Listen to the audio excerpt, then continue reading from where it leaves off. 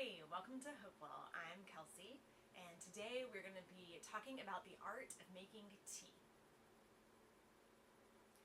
A few years ago, we were having some health trouble, and Jesse will interview me on that, and you'll get the full story soon on our channel. But coming out of some of our health challenges, we were connected with a naturopath. If you're unfamiliar with naturopathy, it is a natural and holistic approach to functional medicine of healing the whole body, allowing the body to tend to itself by giving it the support and care that it needs. And so we were able, through meeting with a naturopath, to identify some key elements of my health and one of our kids' health that needed support and care. Ways that we needed to help be there for our body so that for the long haul our bodies could be there for us. And so when traditional medicine did not work for us for various reasons, which we'll get into in that interview, naturopathy was a really helpful option for us. We had to travel to get to a naturopath. They're not very common, and so we had heard some good things from a clinic that was about an hour away from us, and it just seemed like a good option. And one of the strongest gifts that we got, one of the best tools that we had walking out of the office, even from the very first visit, was the art of making tea to help give our body support and help and comfort when our health began to give us signs of trouble. And so today I would like to introduce you to some of the things that I learned about the art and the value of making tea and why it matters for our health in the long haul. So jump in with me. I'm going to give you an introduction to some of the herbs that we use, a recipe that's my personal favorite, and how we even have used teas as gifts to help give help and support to those around us. So let's jump in. All right, so the first thing that you need to know with making your own tea is that you need to buy quality herbs. And so sometimes you can go to a health store near you where they're from natural options. Then some really, really good online choices for buying herbs are Azure Standard, which we buy most of our bulk foods from in general. And so I'll give you a link, and there's a whole other video that I shoot about why we use Azure Standard and how we use Azure Standard that you can click to. And if you use our referral code, then you'll actually be able to help us feed our family through also feeding your family good and healthy foods at Azure Standard. So Azure Standard is one really great source, as well as Mountain Rose Herbs, which is a great online source for finding certified organic herbs that are of great quality, reputable, easy to navigate. Their website, their search function is fantastic, and you don't have to enter in like crazy codes in order to find what you're actually looking for. You can just type in the name of the herb and there it is, which is really great. And so Mountain Rose Herbs, I'll put a link to that as well, and Azure Standard are the sources that we use, as well as our local health foods store when both of those are out of stock. So I'm going to show you first off kind of how herbs come. They come in different size packages. This is a 4-ounce package. This is very common. 4 ounces doesn't seem like a whole lot. Often it's like, it's not a whole lot. But when you're talking about tea and the fact that this will turn into a mix, which then you use only a teaspoon of for a cup of tea, that's a whole lot of herbs. So 4 ounces is more than enough of any herb that you could need to last you. I've had these bags for about 16 months of drinking tea, not every day, but pretty regularly. These 4-ounce bags from Mountain Rose Herbs, and these are the 4-ounce bags from Azure Standard. Now herbs also come in that 4-ounce size, and then they also come in a pound. A pound is a freaking lot of herbs. So I only buy herbs in this size that we're going to use not only in teas, but also in other things.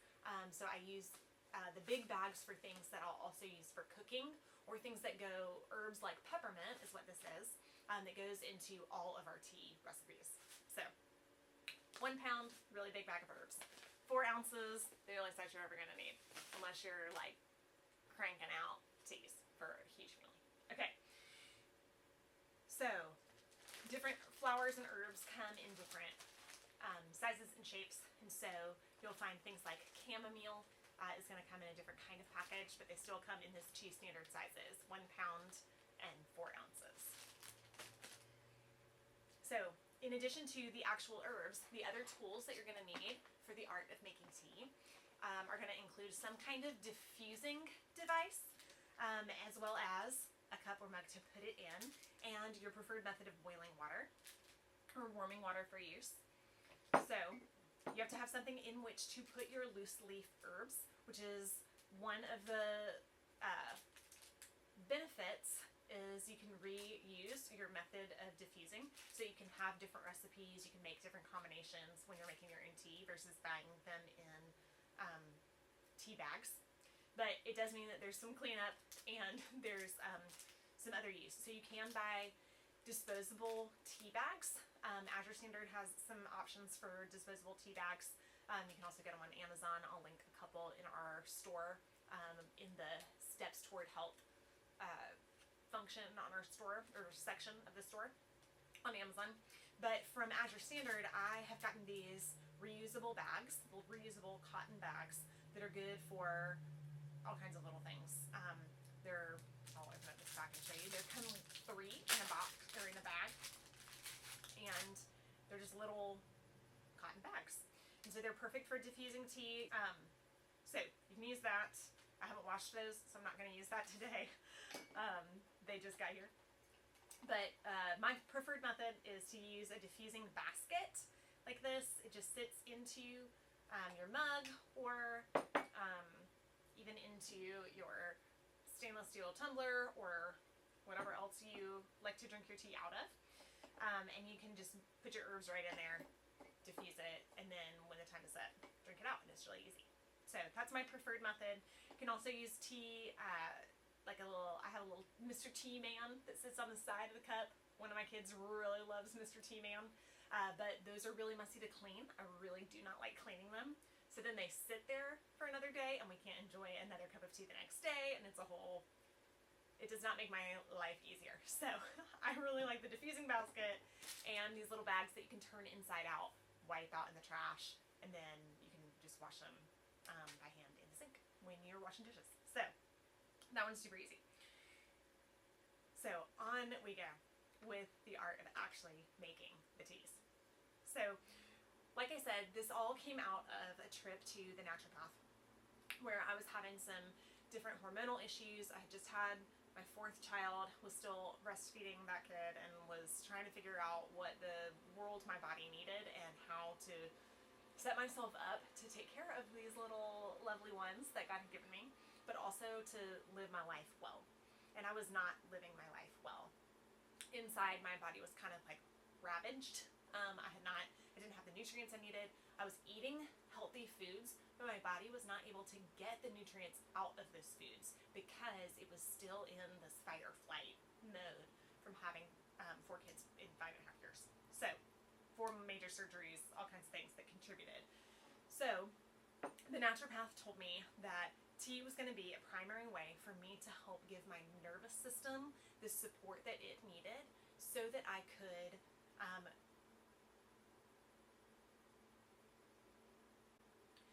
So our naturopath told me that using tea as one of the supports to help my body heal was not only going to give me the benefit of the herbs that we were going to put into the tea, which I'll talk to you about in the recipe in just a second, but the specific herbs were going to help me, as well as the process of making tea and what it does for your nervous system to help your body to wind down, to give distinct steps that signal and trigger relaxation and a wind down at the end of the day. And she suggested that I make a cup of tea after I had done every other task, sit with it while it steeps, and hold it for the warmth to help reset my nervous system so that my brain and the nervous system inside of my body could stop firing so quickly and begin to calm so that my sleep was more beneficial to my body. so that the things that were kind of going haywire would have a chance to rest and digest and be able to heal.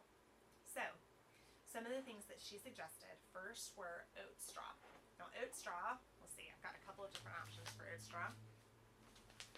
So, oat straw, Avena sativa, is the scientific name in my good old southeastern accent. And then from Azure Standard, the way that they have it labeled is oat straw, green flowering tops, cut and sifted. So if you see that, that's not more specialized, it's actually the same thing. So she suggested oat straw because oats calm the nervous system. And so it helps signal to the nervous system, you're okay, you're being taken care of, I'm gonna help you. And so whether that's through oat straw in your tea, whether that is through a cup of oatmeal at night, or drinking oat milk, if you want to add oat milk to your tea, if you don't have oat straw, you could do a different kind of relaxing blend and still get some of the benefits of oats into your tea. So oat straw, really helpful for calming teas, things that help your nervous system reset. Now, another thing that she really suggested, because I was postpartum, with 4 essentially because of the timetable, raspberry leaf is an incredible herb for uterine health. It's great to take when you're on your menstrual cycle in portions where your body is doing extra work. And so raspberry leaf is really great support for your menstrual system. Yes. And it tastes good. So it helps kind of balance. The oat straw is very, very grassy. And so adding the raspberry leaf helps to kind of round out that flavor and give it a little bit of sweetness without having to add honey right before bed. So raspberry leaf is great.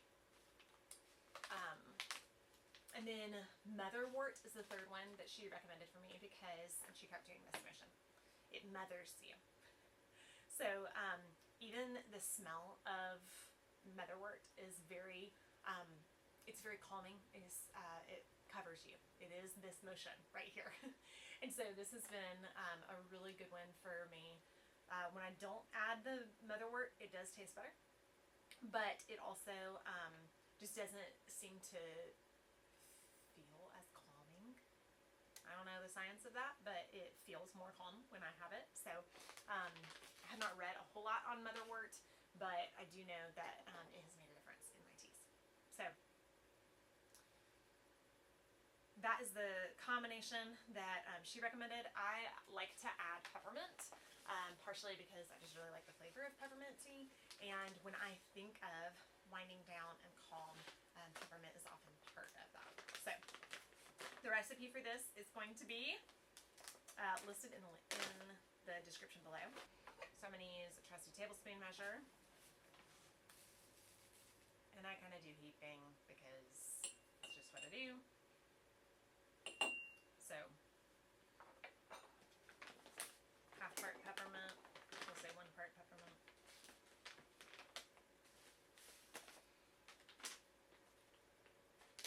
2 parts Motherwort, so we're not dealing with halves, because if you're like my kids, fractions are the worst.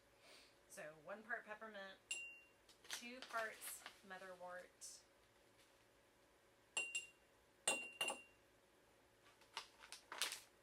Sorry, I said the scientific name of the first one. There's no way I could say the scientific name of either of the others. So, good luck with knowing what the scientific names are. Godspeed. All right, 2 parts Motherwort, 1 part oat straw, and 2 parts raspberry leaf. So this is raspberry leaf. I'm going to do 2 parts.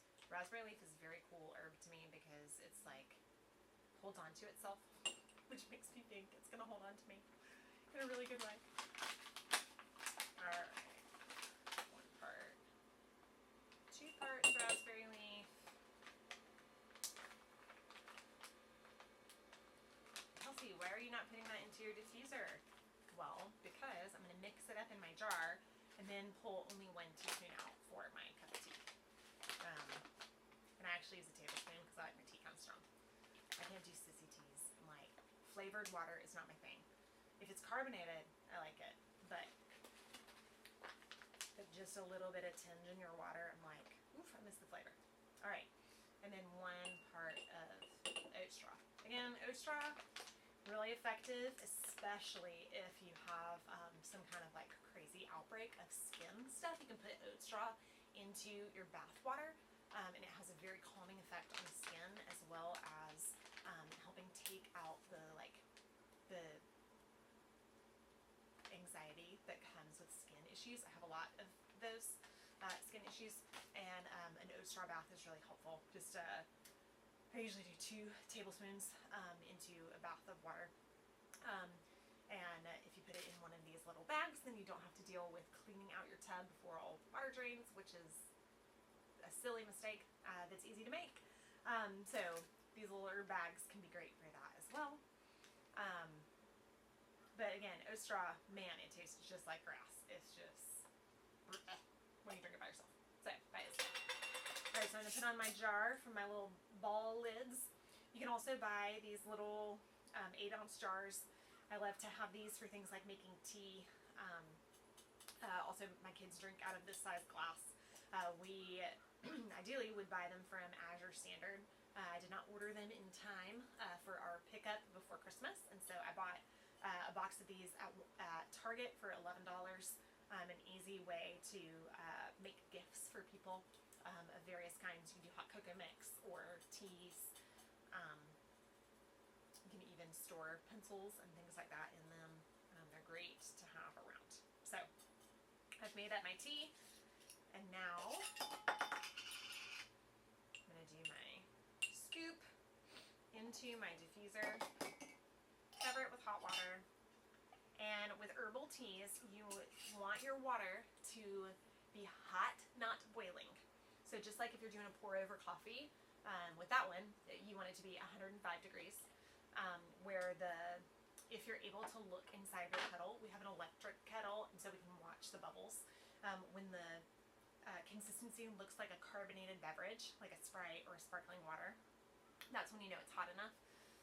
That it's going to extract the properties of the herbs without burning the herbs or killing any of the natural antioxidants or other benefits.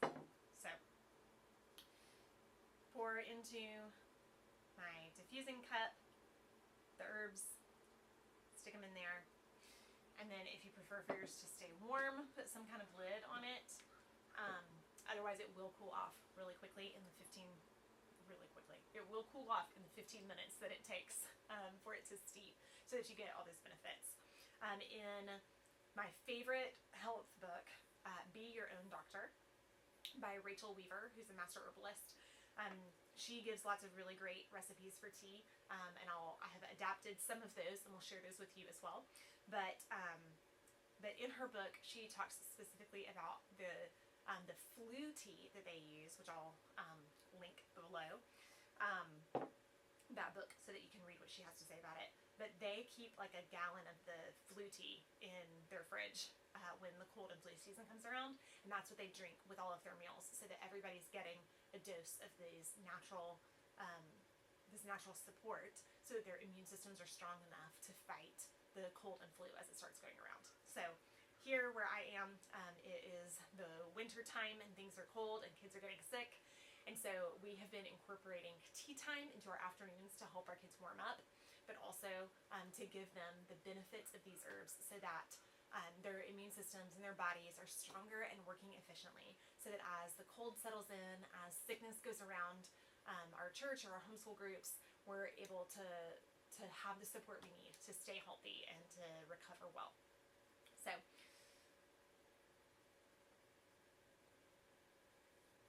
So I hope that helps. I hope that this cold and flu season, you can whip up some teas, use our links with Azure Standard to help you find all of the herbs that you could need in the sizes that you'll want, as well as to get jars, diffusing things, everything that you need in one place, and to have some community where you can offer some recipes and ask some others as you wait at your job. I'll be doing a video on Azure Standard so that you can kind of see the process of how that works, as well as see some of the benefits of being part of a drop community yourself. So, hope this helps. We hope you well. Enjoy the art of nature.